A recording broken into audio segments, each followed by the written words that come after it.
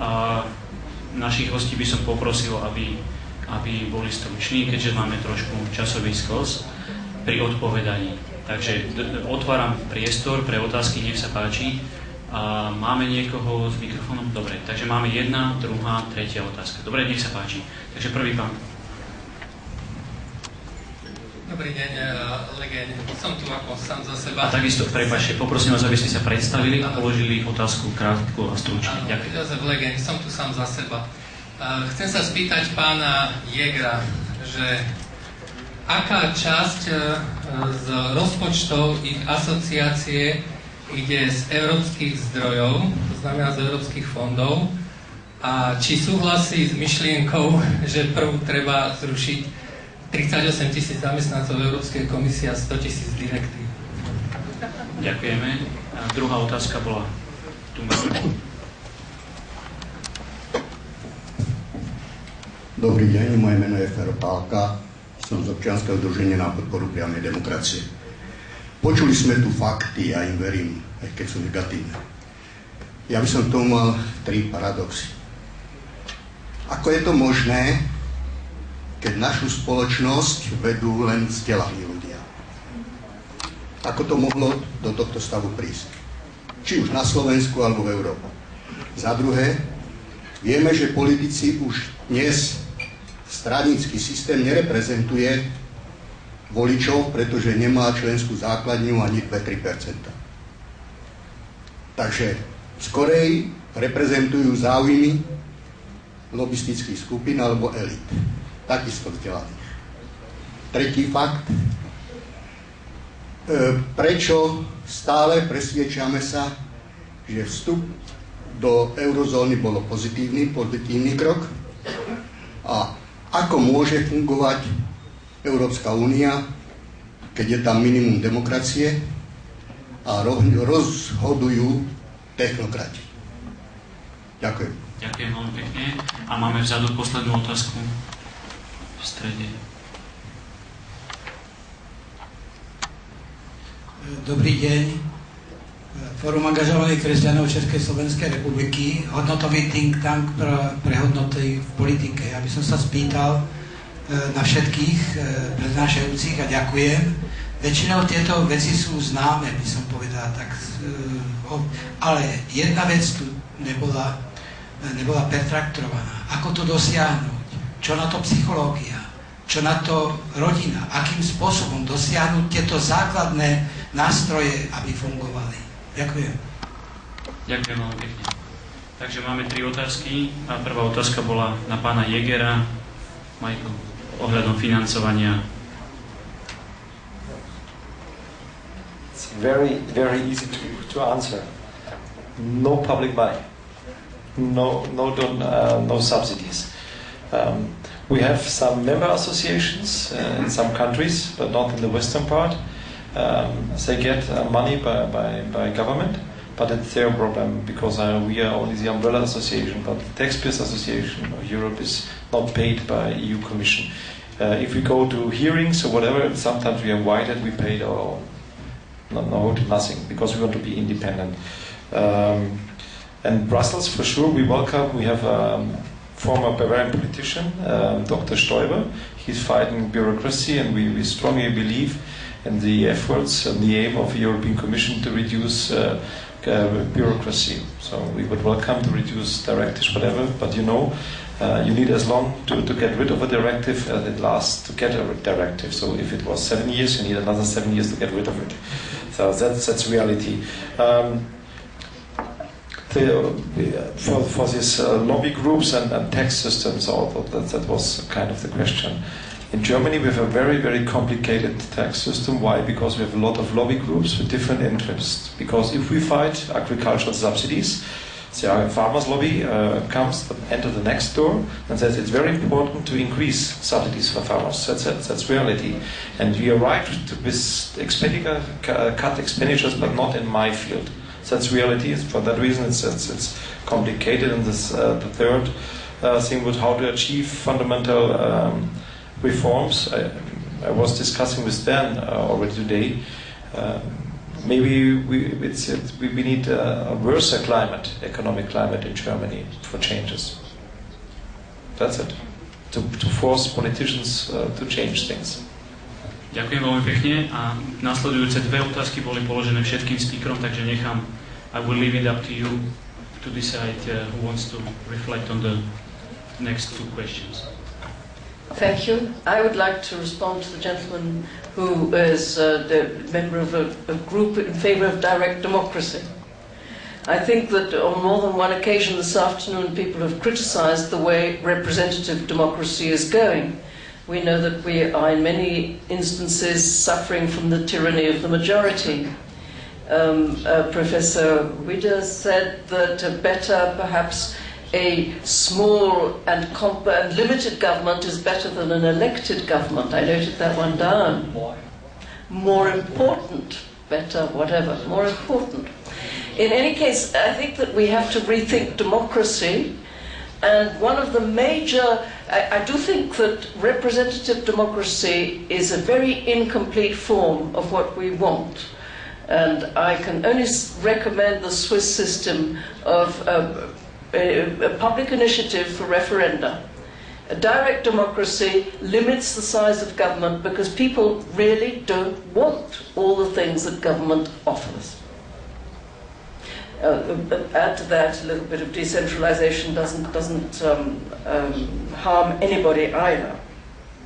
And how to achieve things. Somebody asked, well, I don't think there's any quick fix. When I say the answer to big government is direct democracy, how many political parties are in favor of direct democracy? They say the public is ignorant and only we know how, and you know. But at the same time, as long as we live in a free society, we have to try and make it better. And so that would be one thing. And the other one is truth. The truth finally gets out. And since a lot of our elected representatives in government in the past have been living on a pack of lies, gradually the truth comes out. And I would hope that in a thriving sort of democratic society, especially with the instant communication of the internet, there would be much more truth coming out. So truth, direct democracy, internet, some hope perhaps.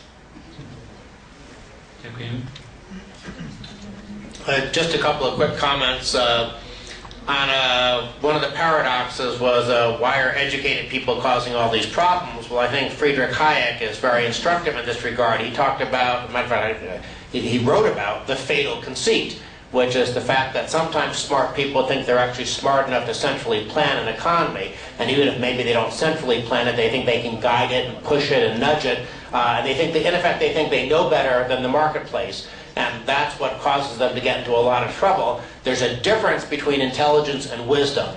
And I think a lot of politicians have a lot of intelligence. They're certainly driven and ambitious, but they don't have a lot of wisdom, because wisdom means sometimes you realize that it's not your business and you stay out of it. Not to mention the public choice problem, which is just the analysis of the fact that politicians, it's always in their interest to get more money and power. And so even if they have wisdom, they sometimes just get tempted to do the wrong thing.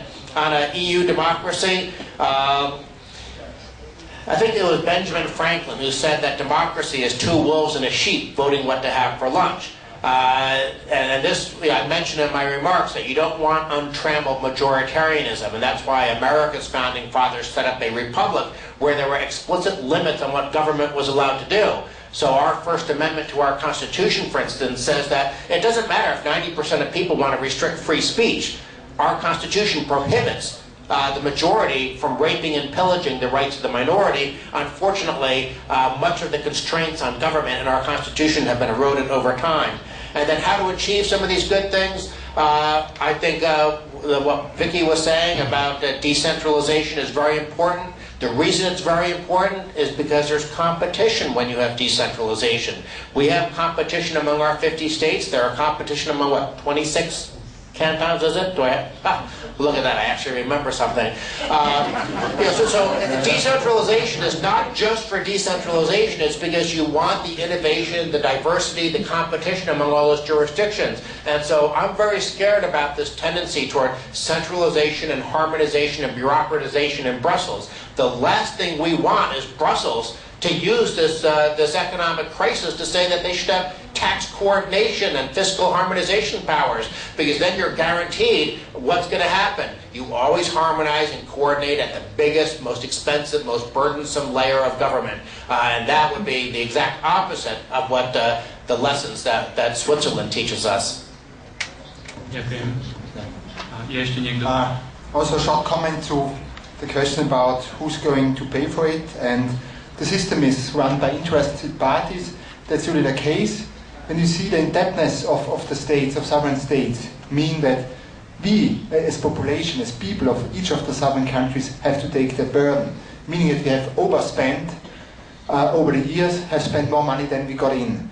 But at the end of the day, we have to think how to repay these debts to the borrowers, or to the lenders who brought us the money. And we have seen examples like in Latvia, where they cut salaries by 15%, 20%. We have seen Hungary, where the pensioners had to take the pain. And my belief is, because we don't have to expect a quick change in the structure of the political system, that the interested lobbies and parties will play their game and shift the burden always to parties or to interested parties who have not such a strong voice. And when you think about Greece, now the European Union has decided to lend them 110 billion euros over 3 years, but there have been no discussions so far by any politicians how they are going to repay this 110 billion in 3 years' time. We just solved the liquidity issue, but we didn't solve the solvency issue of Greece.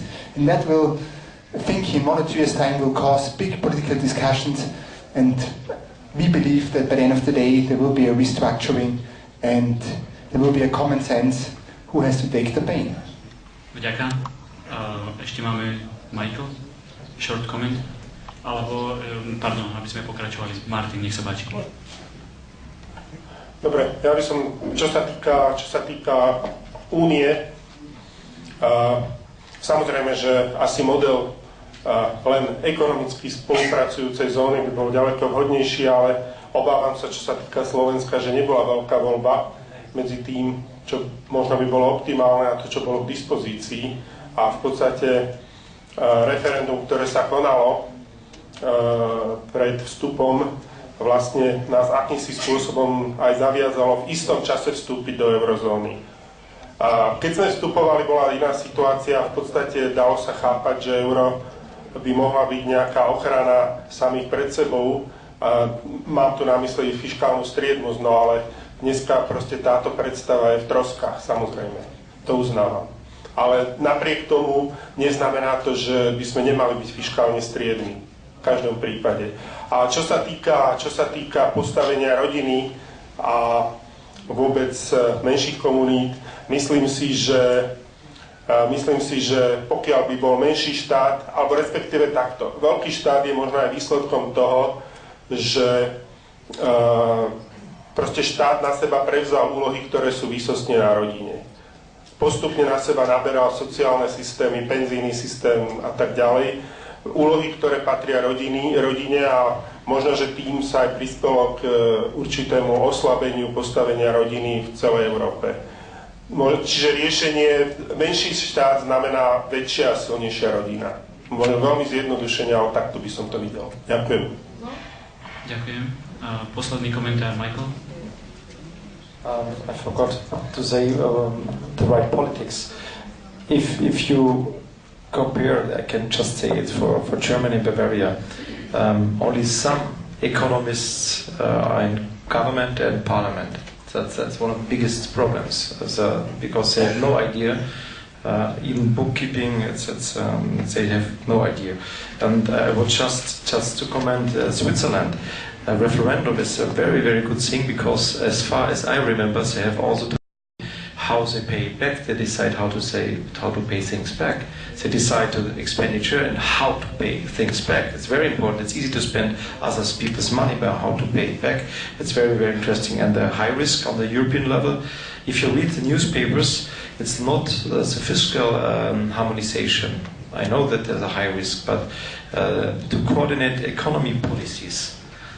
And I'm really afraid if say, harmonize economy on a European level, we meet maybe some standards, minimum standards, okay, but I do not want the same policy in Slovakia, in Germany, in Spain. It's not possible. So please take care and fight for freedom, not only for tax freedom, less taxation, also economic freedom.